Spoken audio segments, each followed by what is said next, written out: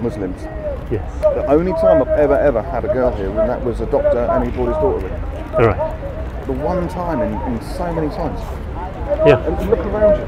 Everybody's got wives and girlfriends and daughters. And Yes. where are they? There are some there. 4 out of.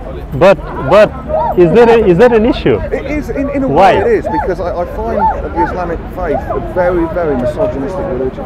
It's very misogynistic. Men and women are equal. Men and women are equal. Yeah.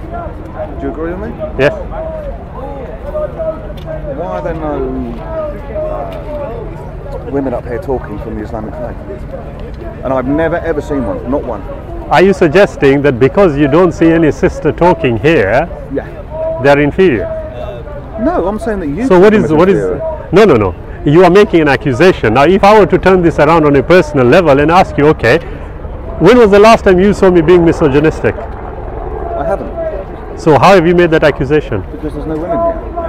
And that's your principal reason for why? No, I am saying that the Islamic faith is a misogynistic faith. Right, okay, that's you. You're entitled to that opinion, but it doesn't make it true, does it? Well, there's a lot of evidence. There's a lot of historical evidence. Now, when you talk about historical evidence, I mean, look through history. Well, I tell you what. Look.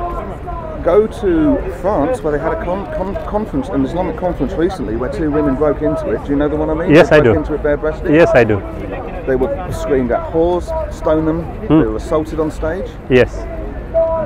In your mosques, the women and men are kept separate. Yes. If I can, before marriage. Right. If I can just ask you this, yes. If the men and women are kept separate, what's wrong? Because they're equal to us. Now, look. They're part of us. I'm sorry. What was your name, When sir? I get on a train or when I go to work, there's women. Sorry. What was your name? My name's Richard. Richard, I'm sorry. You see, Richard, you are confusing 2 issues respectfully. I asked you a question. Men and women being separate, what's the problem?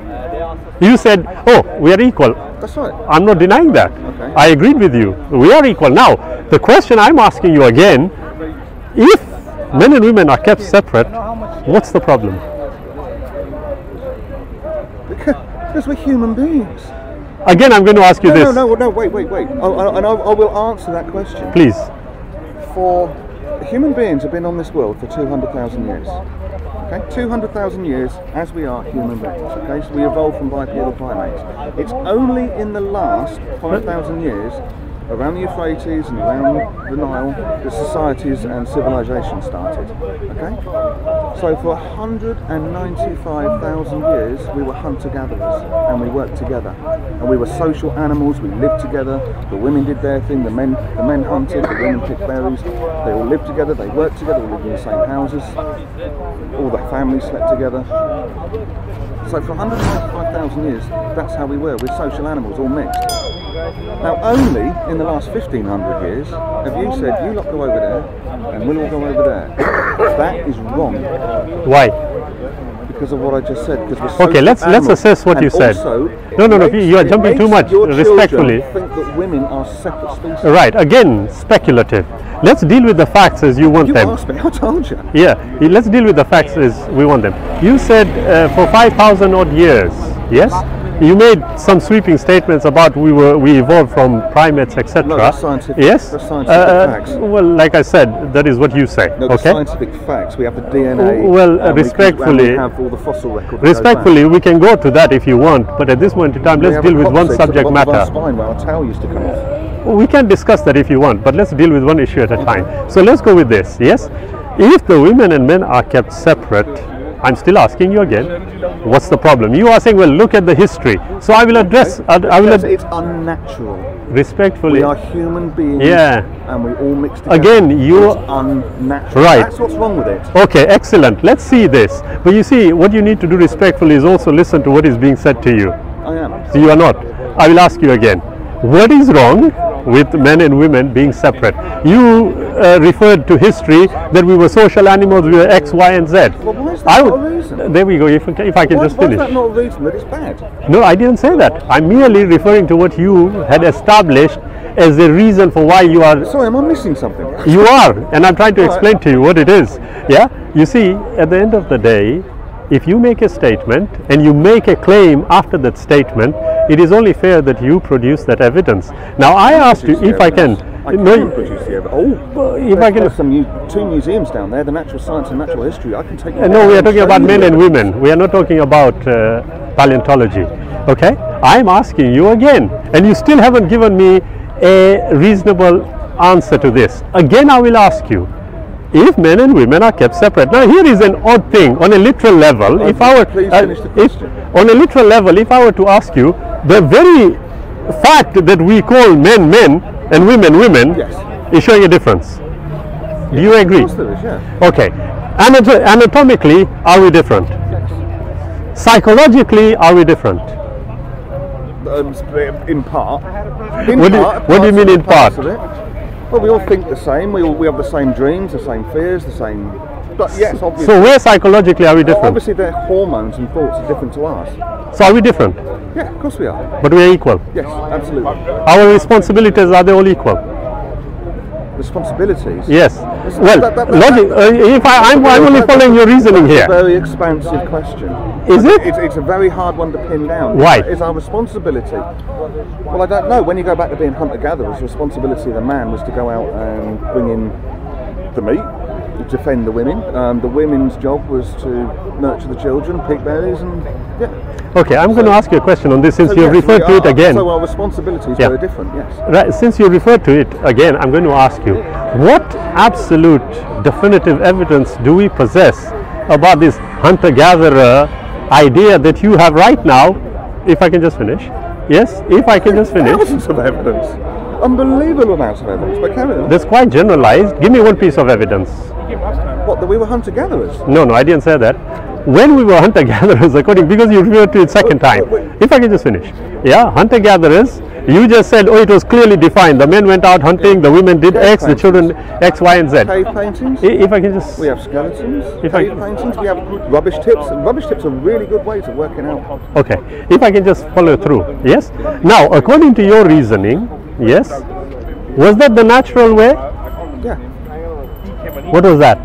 The women doing separate jobs, the men doing separate jobs? Yeah, absolutely. What's the problem today? There's no problem with that at all. Okay, so can women be separate and men be separate? Yeah, but sorry, did you just say yes? Yeah, but we now live in society. No, I didn't ask you that. Did you just say yes, men and women can be separate? Yes. What's the problem? What, with them being separate? No, there's nothing wrong with them being separate. Thank you. Wait.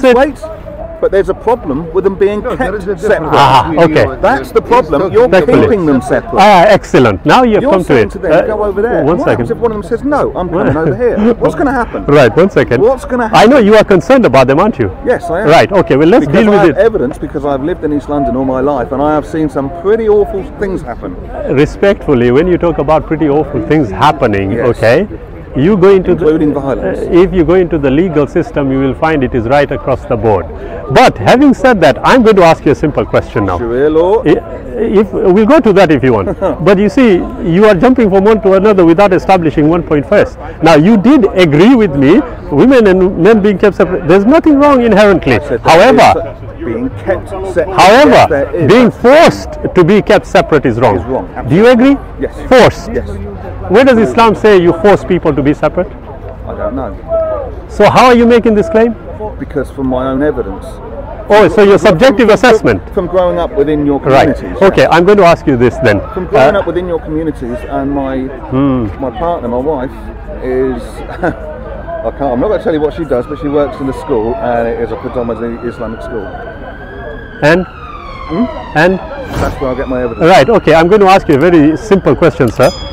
I'm sorry, I've forgotten your name again. I've forgotten your name. Richard.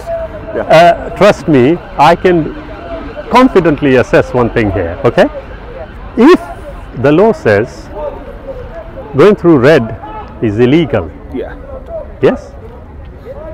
I go through red, and you see me do that, and you come to me and tell me, Shabir, you've gone through red, it's illegal. And I say to you, well, actually, I've lived in Moss Side, Manchester, and I'm not denigrating that area, I'm just using it as an example. Well, actually, it's yes, if I can just finish, Moss Side, I've lived there with the community, and everybody go through red light. But that's wrong.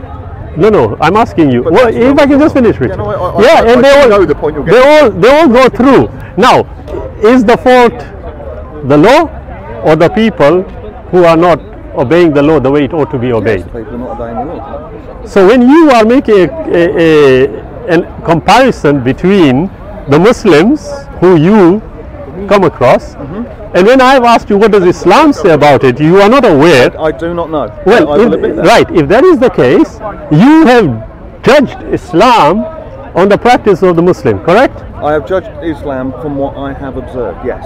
It is, My own isn't evidence, it? yeah. Now, logically speaking, and you seem an intelligent individual, sir, doesn't logic dictate to you that if you want to condemn the legal system for the red light, you should look at the legal system first? No, you should condemn the people breaking the law. But you should know the law first before you can. Yeah. So if you don't know about Islam, how have you condemned us? You're playing a word game. That's just a It means you don't have an answer. Well, I'm not, because I don't know your laws within Islam. You don't know Islam, I said. Sorry? I said you don't know Islam, and in particular to this particular issue you're dealing with. Okay. Now you see, Richard, the problem here is this. I will give you an observation, and I will say it again. Before you do that, where are the women? Where are your wives and girlfriends? There you go again. Daughters.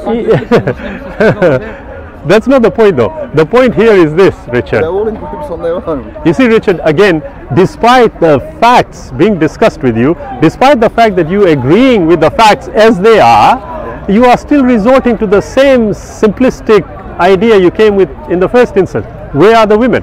I just made a distinction to which you rightfully agreed reasonably, that if Islam doesn't say it and you look at the Muslim, are you judging Islam by the Muslims? You said yes. That is illogical. Can I ask you a question about the Quran then? Does the Quran say?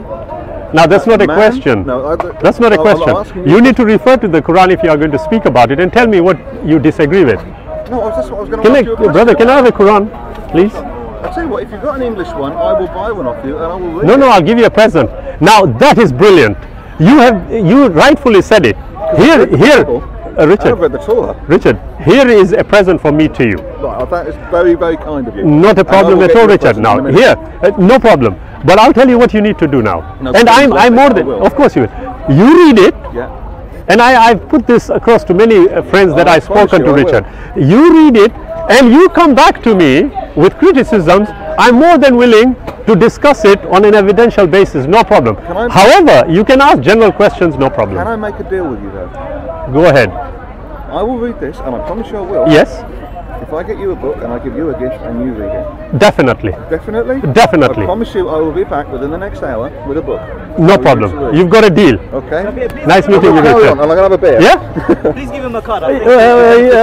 Mike, thank you. Oh, there you are. I'm going around a corner to a gay bar to have a beer. And the reason no problem at all. Is because you never get any trouble. You don't need to justify yourself. By all means, Richard, bring that book back. I will read it. You read that, and then we'll meet up again. Absolutely. A pleasure speaking to you. No problem. Look after yourself, Richard. Nice to meet all of you. Likewise. What if you were dying from thirst and hunger? Would you give your iman up, your faith up, in order to survive? Probably not. Probably not. Because you'd rather die in hunger and thirst than give up your religion, right? This is how much we value our faith. It's priceless. Brothers and sisters, let me introduce you to Norway. This is a European country where the vast majority of people have become irreligious.